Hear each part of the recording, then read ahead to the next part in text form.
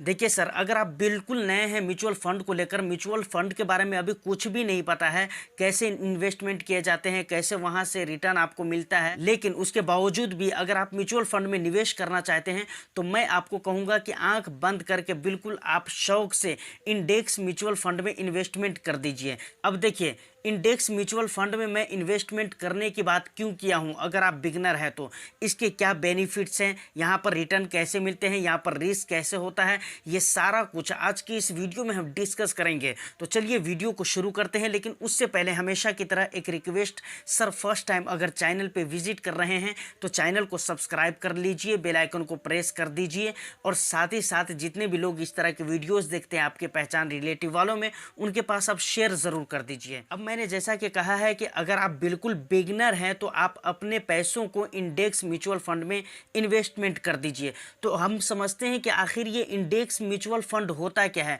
तो देखिए, सबसे पहले मैं आपको बता दूं कि इंडेक्स म्यूचुअल फंड वो म्यूचुअल फंड होते हैं जो अपने पैसों को शेयर मार्केट के इंडेक्स यानी निफ्टी 50 या फिर सेंसेक्स 30 में शामिल या रजिस्टर्ड कंपनियों में या उनके कंपनियों के शेयर्स को खरीदने में इन्वेस्टमेंट करती है। देखिए, अब इसको ज़रा हम एक एग्जाम्पल से समझते हैं और इसकी गहराइयों को समझने की कोशिश कीजिएगा।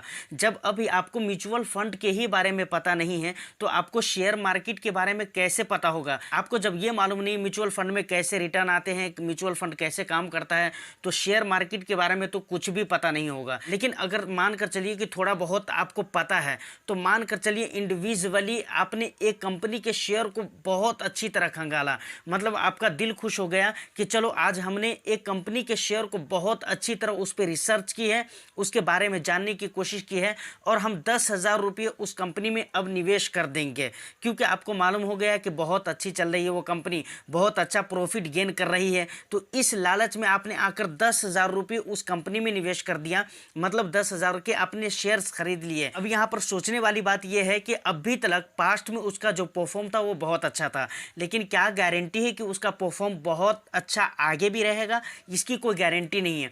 मानकर चलिए अभी अच्छा परफॉर्म कर रहा है, लेकिन लास्ट में आकर अगर वो इनक्रिप्टेड हो जाती है, अगर वो डूब जाती है कंपनी, तो फिर क्या होगा? मतलब आपके पैसे डूब गए यहाँ पर। लेकिन ज़रा इसका उल्टा सोचिए कि अगर निफ्टी 50 में आपके पैसे इन्वेस्टमेंट किए जाते हैं, जैसे कि मैंने कहा है कि इंडेक्स म्यूचुअल फंड के जो पैसे होते हैं वो निफ्टी 50 या सेंसेक्स 30 में रजिस्टर्ड कंपनियों के शेयर को खरीदने में इन्वेस्टमेंट किया जाता है। अब 30 कंपनी है सेंसेक्स में, और निफ्टी 50 में जैसा कि वर्ड से ही मालूम हो रहा है कि 50 कंपनियां हैं।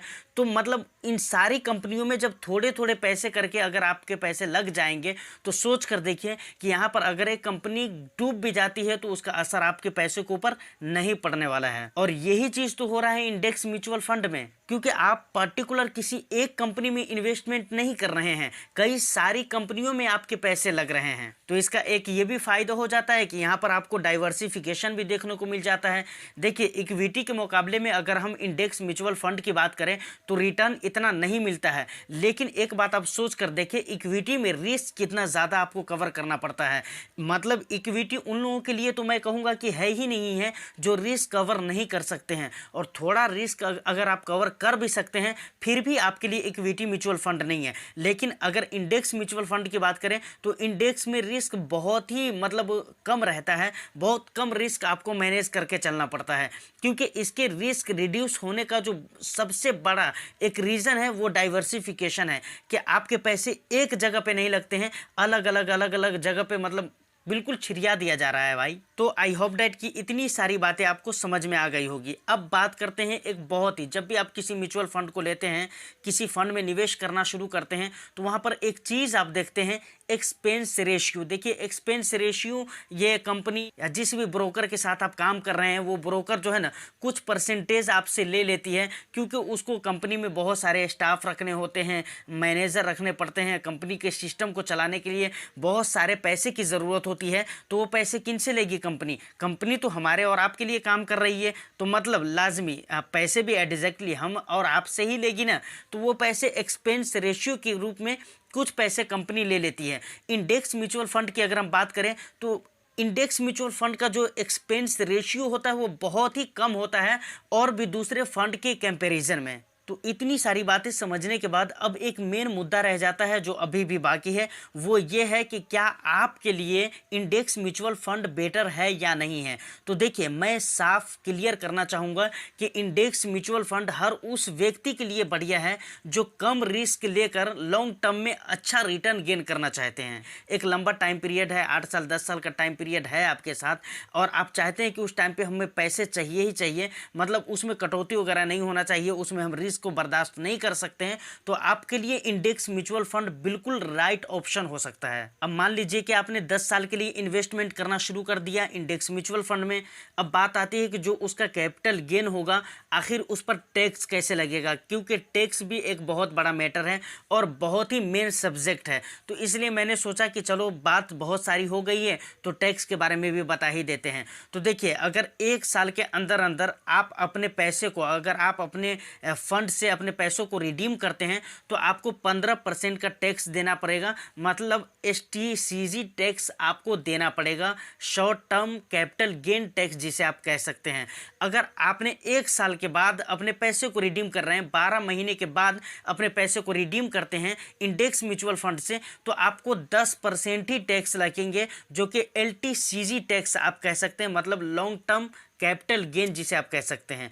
तो इस हिसाब किताब से आपको टैक्स पे करना पड़ेगा, मतलब शॉर्ट टर्म के लिए आपको 15% का टैक्स देना पड़ेगा, और लॉन्ग टर्म के लिए आप जा रहे हैं तो वहां पर आपको 10% ही टैक्स देना पड़ेगा। अच्छा, यहाँ पर एक कन्फ्यूजन जो हो सकता है आपको, उसको मैं दूर कर देता हूँ कि टैक्स हमेशा भी, चाहे वो इंडेक्स म्यूचुअल फंड हो, इक्विटी हो, डेट हो या फिर हाइब्रिड हो, किसी भी तरह का कोई भी म्यूचुअल फंड हो, वहाँ पर टैक्स जो लगता है वो आपके रिटर्न्स पे टैक्स लगता है, इन्वेस्टेड अमाउंट पे टैक्स नहीं लगता है। इस बात को हमेशा याद रखिएगा। रिटर्न भी अगर 1 लाख से ऊपर है, मानकर चलिए रिटर्न आपने 1 लाख रुपये इन्वेस्ट किया किसी भी म्यूचुअल फंड में, अब वो 2-4 साल के बाद हो जाता है 2.5 लाख रुपये, तो 1 लाख रुपये पे आपको टैक्स नहीं लगेगा, 1 लाख रुपये एग्जेम्प्टेड होता है, और बाकी जो बचते हैं उस पे आपको टैक्स देना पड़ेगा। अब टैक्स अगर लॉन्ग टर्म के लिए है तो आपको 10% देना पड़ेगा, शॉर्ट टर्म के लिए है तो उस पे आपको 15% देना पड़ेगा। तो भाई कुल मिलाकर मतलब यह है कहने का कि अगर आप बिल्कुल बिगनर है तो आप इंडेक्स फंड में निवेश कर सकते हैं।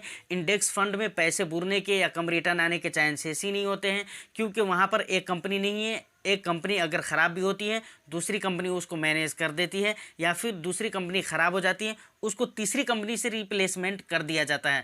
मतलब सेंसेक्स की कंपनियों में अगर आपके पैसे निवेश हो रहे हैं तो सेंसेक्स अगर बेनिफिट में रहेगा तो आपका फंड भी तरक्की करेगा, मतलब आपके फंड भी रिटर्न अच्छे देंगे, और अगर सेंसेक्स का पोजीशन ख़राब रहेगा तो आपके फंड का भी पोजीशन ख़राब रहेगा। निफ्टी 50 में शामिल कंपनियों के शेयर्स को ख़रीदने में अगर पैसे इन्वेस्ट किए जा रहे हैं आपके, तो वहाँ पर निफ्टी 50 का अगर हाल अच्छा रहा तो आपके फंड का हाल अच्छा रहेगा, अगर निफ्टी 50 का हाल ख़राब होता है तो आपके फंड का हाल ख़राब हो जाता है और हो जाएगा। तो कहने का मतलब यह है कि इंडियन शेयर मार्केट पे अगर आपको भरोसा है, इंडियन इकोनॉमी पे आपको भरोसा है, आपको अगर ऐसा लगता है नहीं भरोसा है तो भरोसा हो जाएगा धीरे धीरे, आप रेगुलर जब हमारे वीडियो देखेंगे तो अगर आपको भरोसा हो जाएगा तो यकीन मानिए मुझे तो भरोसा है कि हमारा जो देश है इसकी जो शेयर मार्केट है वो हमेशा ऊपर की तरफ ही जाएगी। थोड़ा धैर्य रखने की ज़रूरत होती है, सब्र करने की ज़रूरत होती है। तो आज के लिए इतना ही। उम्मीद करता हूँ कि वीडियो अच्छी लगी हो। वीडियो अगर अच्छी लगी हो तो वीडियो को लाइक एंड शेयर कर दीजिए, चैनल को सब्सक्राइब कर लीजिए। फिर मिलते हैं किसी नेक्स्ट वीडियो में, जब तक के लिए all the best. Thank you for watching.